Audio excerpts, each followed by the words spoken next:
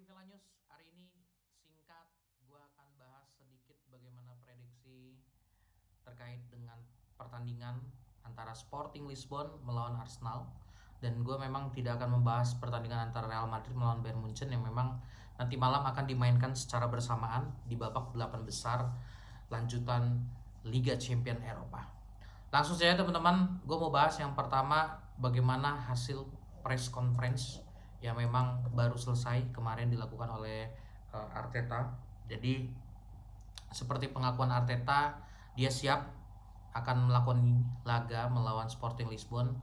Ditambah juga memang sebelumnya di tahun 2024 Arsenal tuh punya pengalaman, mereka menang 1-5 melawan Sporting Lisbon, yang dimana pada musim tersebut Gyökeres itu merupakan pemain daripada Sporting Lisbon. Jadi secara kepercayaan diri Arteta menyatakan dia siap untuk pertandingan nanti malam. Selanjutnya juga dia melaporkan bagaimana kondisi anak asuhnya, terutama untuk Bukayo Saka dan juga Jurriën Timber memang dipastikan akan absen di pertandingan ini karena memang masih ada kendala terkait dengan cedera yang dialami mereka.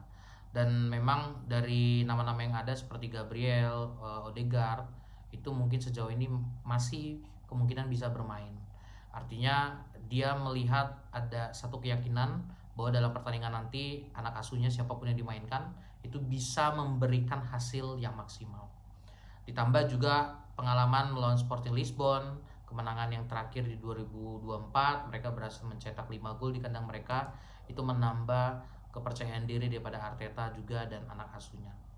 Teman-teman, kalau kita perhatikan head to head antara Arsenal melawan Sporting Lisbon ini, memang dari data yang ada dari 5 pertandingan terakhir itu Arsenal tuh berhasil menang sebanyak 2 kali dan 3 kali hasil imbang. Dan sebenarnya menurut gue ini untuk tim sekelas Arsenal melawan Sporting Lisbon bukanlah hasil yang baik, karena 3 hasil imbang tersebut menurut gue tidak juga merefleksikan bahwa Arsenal itu merupakan tim kuat atau tim besar di Eropa.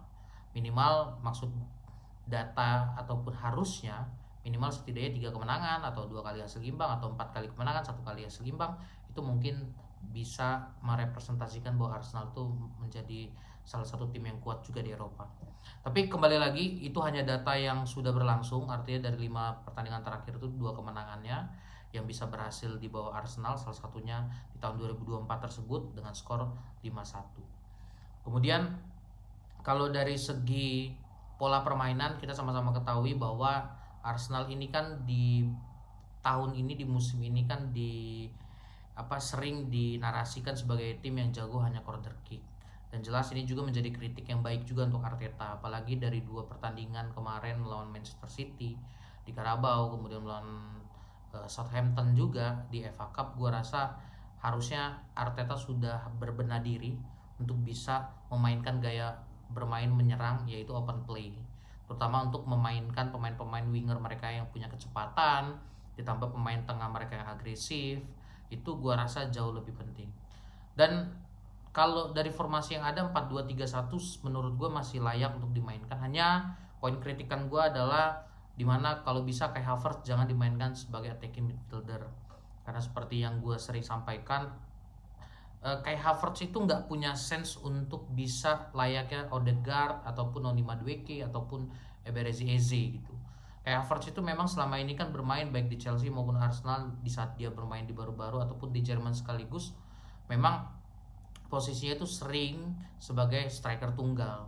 Jadi ketika dia harus bermain sebagai posisi gelandang serang, dalam hal ini memang bisa diisi oleh Odegaard, mungkin akan kesulitan buat dia.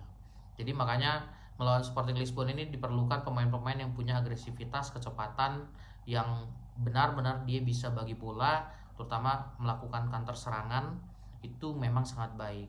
Kalaupun nanti Odegaard harus dimainkan, gua rasa itu pilihan yang paling tepat juga dibanding dengan harus mempertaruhkan kayak Havertz dimainkan sebagai gelandang serang. Kemudian juga di lini pertahanan, dengan penampilan kemarin Mosquera melawan Southampton, gua rasa ini perlu dipertimbangkan juga oleh Arteta apakah dia layak dimainkan.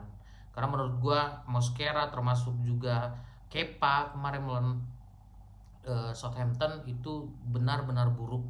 Mereka nggak benar-benar bisa bermain selayaknya mereka dipercaya untuk sebagai pemain starting line up di pertandingan tersebut.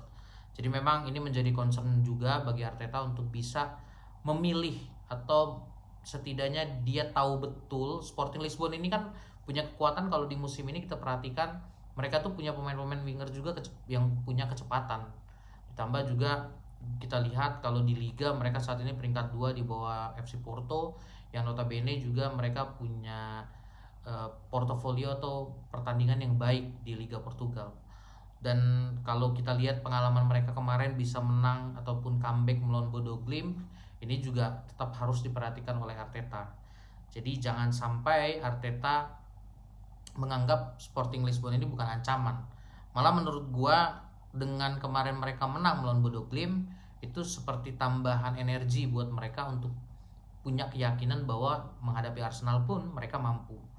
Jadi jangan sampai Arteta overpromise lah untuk pertandingan ini. Dan gue melihat bahwa kalau kita perhatikan di pertandingan nanti malam, pertandingan pertama akan digelar di Stadion Sporting Lisbon. Jelas ini menjadi keuntungan juga bagi mereka. Jadi yang pasti mereka akan cari poin penuh karena mengincar adanya agregat gol. Tapi lewat pengalaman Arsenal juga menang 1-5, artinya nggak perlu juga khawatir, nggak perlu juga takut. Karena memang dari pemain-pemain yang dulu bermain kayak Raya, Declan Rice dan lain-lain, sebenarnya kan Martinelli itu juga sudah pernah menghadapi Sporting Lisbon 2 tahun belakang atau 1,5 tahun ke belakang. Jadi memang secara pengalaman juga harusnya Arteta mengerti betul bagaimana bisa mengatasi Sporting Lisbon itu sendiri. Dan gue berharap memang di pertandingan ini Arsenal bisa menang, tidak ada tawar-menawar, karena dengan kemenangan ini Arsenal bisa setidaknya kembali lagi ke track kemenangan. Dan kemenangan melawan Sporting Lisbon ini bukan hanya penting bagi Arsenal nanti dalam melakoni laga leg kedua nanti di minggu depan di Emirates Stadium, tapi setidaknya itu bisa membawa energi baru untuk 2 kegagalan pada Piala FA dan Carabao Cup. So teman-teman, menjadi menarik untuk kita sama-sama saksikan, untuk sama-sama kita tonton, dan kita lihat saja bagaimana strategi yang akan dimainkan, dituangkan oleh Arteta. Dan gue berharap juga di pertandingan malam ini semua pemain Arsenal tuh bisa fokus, nggak ada lagi yang ngalur ngidul, nggak ada lagi yang benar-benar nggak berguna di pertandingan nanti malam. Demikian konten dari gue teman-teman, terima kasih. Jangan lupa di like, comment, dan share kalau teman-teman suka dengan video ini, dan dukung gue untuk bisa mencapai 1000 subscribers secepatnya kalau bisa di bulan ini. Terima kasih, salam olahraga.